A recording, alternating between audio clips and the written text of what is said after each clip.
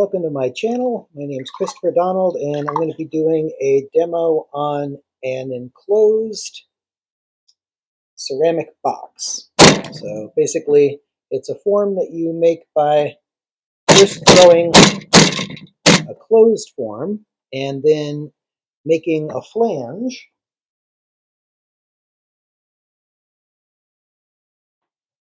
that is part of the wall. All right.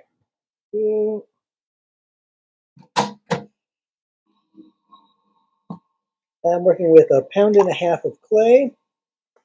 First thing I'm going to do is get the bottom edge stuck down. Then I'm going to use the bottom edge of my hand to make sure that lump is stuck the rest of the way down.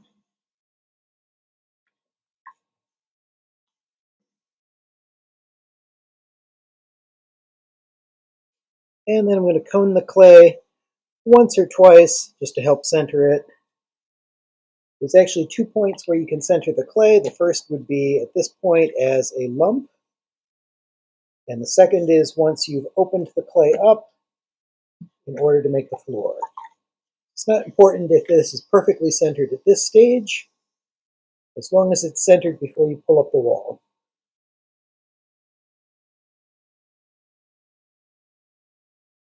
Open up the floor, then compress it really well.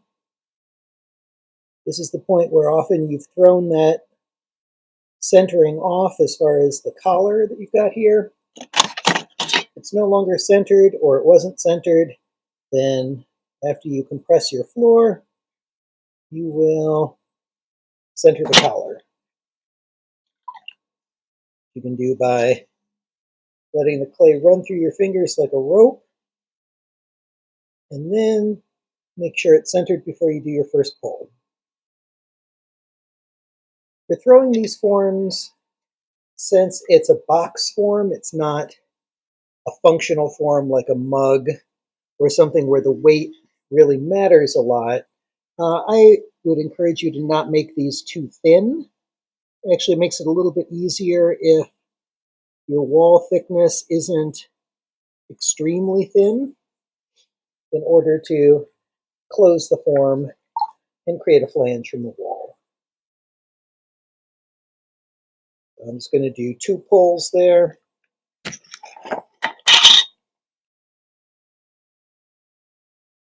I'm going to take a little bit off the bottom edge before I use a rib to compress this. Before I enclose the form, I like making sure that my wall has been compressed really well. And you should do any shaping that you want at this stage. Anything that you're going to want on the outside of this wall should be done before you close it up. You won't be able to get to it once it's closed. So there are some things that you can do with it as a closed form that are easier to do than when you can get to the inside. All right, so in closing a form, you basically want to push this top edge over the tip of your finger, adding a little bit of water with my sponge, and then I'm going to collar this in. Just reducing the diameter by bringing my hands in. Each time I do that, I'm going to rethrow the part that I collared, which is going to make it so that it will consistently want to keep moving. And I'll kind of recompress it. Okay, again, I'm going to push this over my fingertip and then collar it. If you do that step of pushing it over your fingertip each time, it helps ease the clay in, and it's going to close up a lot easier than if you don't do that. Okay. Rethrow this little bit here that I closed.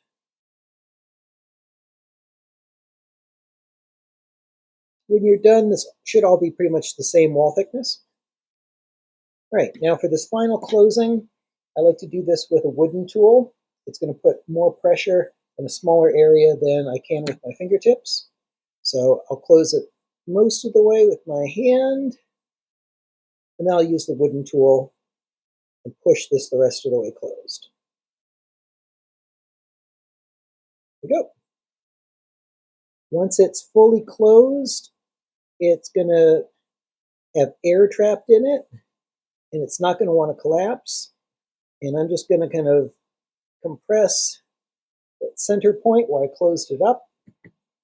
Make sure that that's well compressed from this side. Later, when I trim this, I'll also compress that from the other side as well, so I don't get any cracks. Use my wooden tool, shape the outside a little bit if I want to.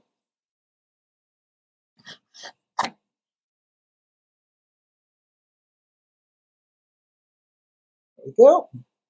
Yeah, that's good enough. All right, and then you can use a half of a wooden clothespin for this stage. What I'm going to do is I'm going to pick a spot where it's going to be the flange for the lid. I do the initial indent with just my fingertip. Then I'm going to use this clothespin, and I'm going to push it in to the thickness of the wall. So I want to go in deep enough that I've gone, basically, here's your wall. I want to go past that wall. So later when I trim this, I'll be able to just use this part here as a flange, and it'll drop down inside.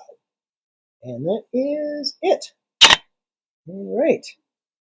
So we'll let this dry a little bit, come back and show trimming it and getting that flange perfect.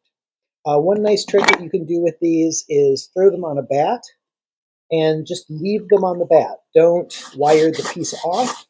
And then that way, when you come back, it will still be perfectly centered, and it's really easy to then do that work on the flange, because it'll just be stuck down.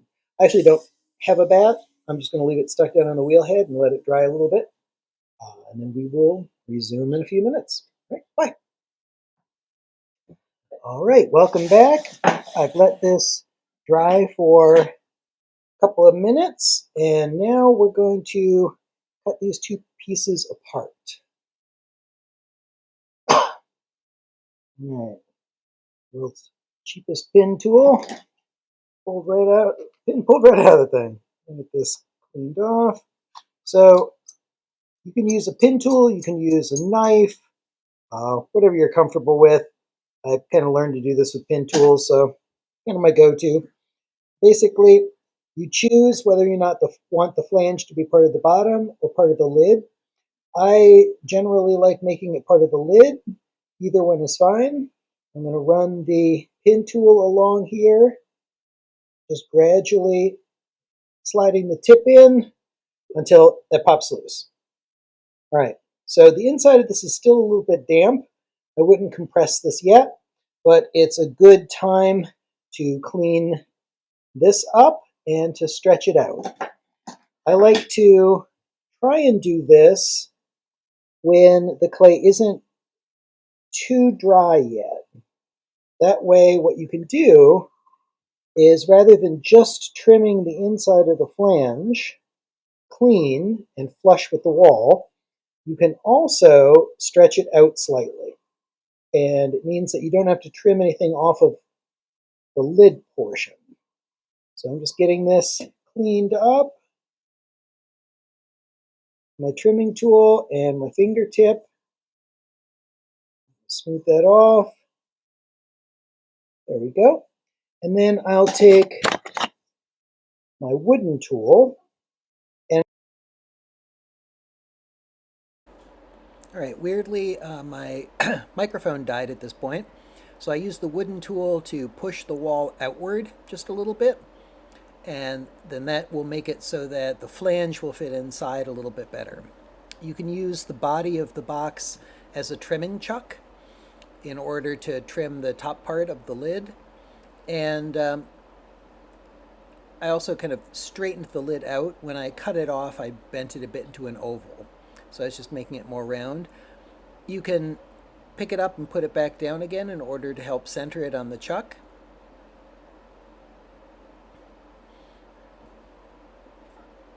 And then once I got it close, you can also put a little bit of pressure on the edge of it, and that'll help push it into being centered too.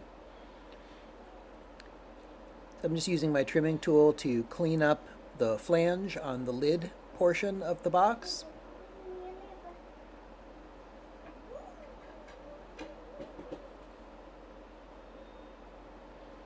And just trim that a little bit. Doesn't need much. Smooth it with my finger. Often your fingers are the best tool for the job. Then I come back with that same half of a clothespin to push the flange in just a little bit and square that up.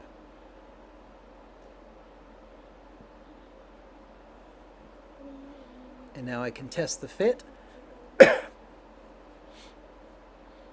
It's pretty good. It's actually a little bit on the loose side. And if it's loose, I can just push that bottom part in a little, tighten up the fit.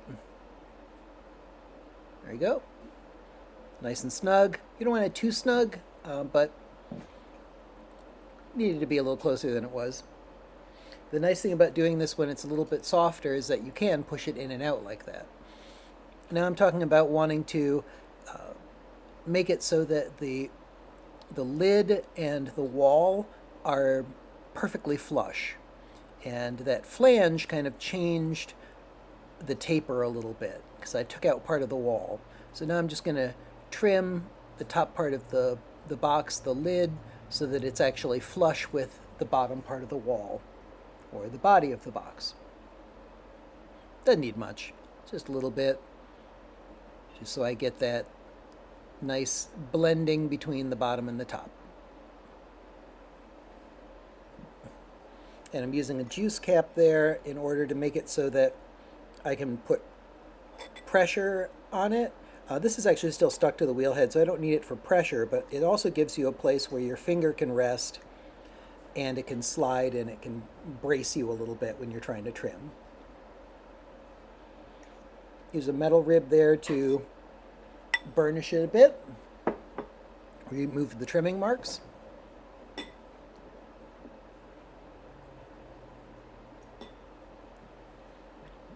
Come back and give it a little bit more of a burnish. This is aesthetics. It doesn't need it really for function or for structure.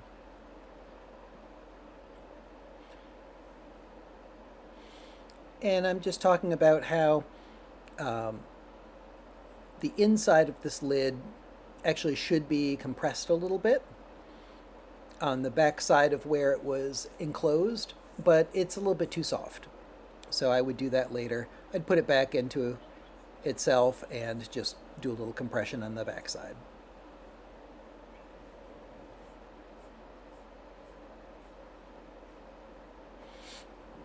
All right.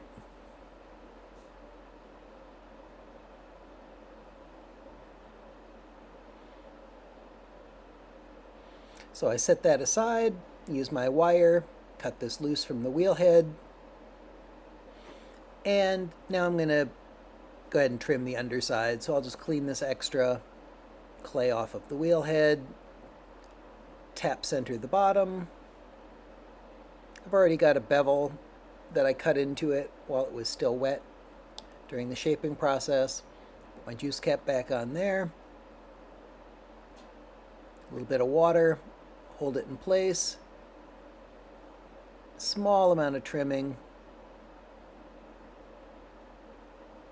Really doesn't need much. I want that bevel because where I teach, you're required to leave a 1/4 inch of bare clay when you glaze so that it doesn't ever drip and stick on the shelves. That 1/4 inch can be either up the wall or it can be that bevel. By making it the bevel, it sits a little bit nicer on the table. The bottom was soft enough that my juice cap actually pushed in a little bit, so I'm just pushing that back out and fixing that. It was a little bit soft for trimming. That'll be as much as I can fuss with it at this stage. I can clean it up a bit more once it's early leather hard.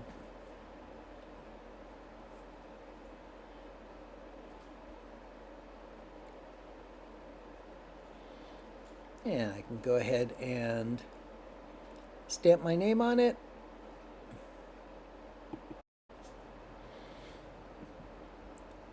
All right. So notice a couple of times I check the roundness, but one nice thing is that the lid will basically help round out the bottom, and you don't want to dry the two of them together so that if they warp at all, they'll kind of warp together.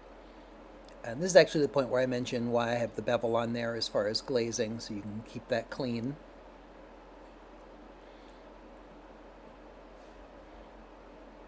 All right, so that is the entire demo. You got to see it from start to finish. That's throwing an enclosed form and making it into a box, all one piece. So thanks for joining me. Make sure to subscribe if you'd like to be alerted to new videos when they drop. And take care.